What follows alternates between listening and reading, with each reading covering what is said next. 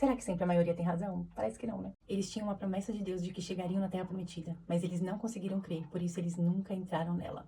Números 13 nos conta a história do povo de Israel quando saiu do Egito e estava para adentrar a Terra Prometida. E Moisés enviou 12 espias para espiar a terra, um de cada tribo de Israel. E quando eles retornaram, 10 tinham um relatório pessimista sobre aquela terra, porque apesar de ser uma terra boa que manava leite e mel, era uma terra que habitavam gigantes. E eles disseram que se viam como gafanhotos diante deles. Mas apenas 2 homens, Josué e Caleb, disseram: "Nós vamos conquistar aquela terra", e encorajavam o povo a crer nisso. Mas o povo teve medo por causa do relato daqueles 10. Em Números 13 e 28 tem um relato dos 10 homens. O povo, porém, que habita nessa terra é poderoso e as cidades fortificadas e muito grandes. E também ali vimos os filhos de Anak, que são gigantes. Mas no versículo 30, Caleb fez calar o povo perante Moisés e disse: "Certamente subiremos e possuiremos em herança, porque seguramente prevaleceremos contra ela." Ele tinha fé porque ele sabia que se o Senhor prometeu, o Senhor iria cumprir.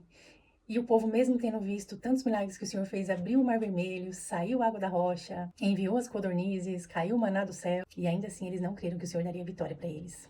Então o relatório negativo dos 10 espias fez o povo ter medo, e eles murmuraram contra Moisés e Arão, e eles desejaram voltar para o Egito. E o Senhor ficou indignado com a falta de fé do povo e condenou a geração inteira a permanecer 40 anos no deserto, até que todos aqueles que duvidaram morressem. E somente Josué e Caleb, por sua fé e perseverança, puderam entrar na terra prometida. E nessa passagem nós podemos ver que, embora o Senhor tenha feito promessas para o povo de Israel, eles não puderam acessar por causa da falta de fé. E somente 2 daqueles homens puderam acessar. O Senhor fez eles peregrinarem no deserto durante 40 anos, até que toda aquela geração morresse. E Josué e Caleb entraram na terra prometida com uma nova geração. E eles enfrentaram os gigantes e o Senhor deu vitória para eles. E eles possuíram a terra que o Senhor havia prometido e derrotaram os gigantes que nela haviam. Então nós encontramos algumas verdades aqui. Primeiro, nem sempre a maioria tem a razão.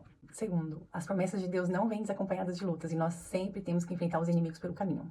Terceiro, a vitória é sempre certa, porque o Senhor é aquele que luta por nós. Quarto, nós podemos crer em coisas grandes, porque Deus é grande e Ele promete coisas grandiosas que nós não poderíamos fazer com as nossas próprias mãos, porque quem faz é Ele. Por isso a gente não precisa duvidar, porque não é na nossa força, é na força dEle. 5. O inimigo sempre vai tentar trazer dúvida e medo ao nosso coração.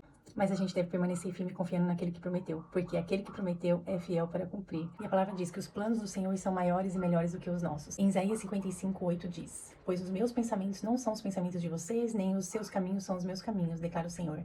Assim como os céus são mais altos do que a terra, também os meus caminhos são mais altos do que os seus caminhos, e os meus pensamentos mais altos do que os seus pensamentos." E Efésios 3:20 diz: "Deus é poderoso para fazer infinitamente mais do que tudo quanto pedimos ou pensamos, mediante o seu poder que atua em nós." Amém? Shalom, shalom.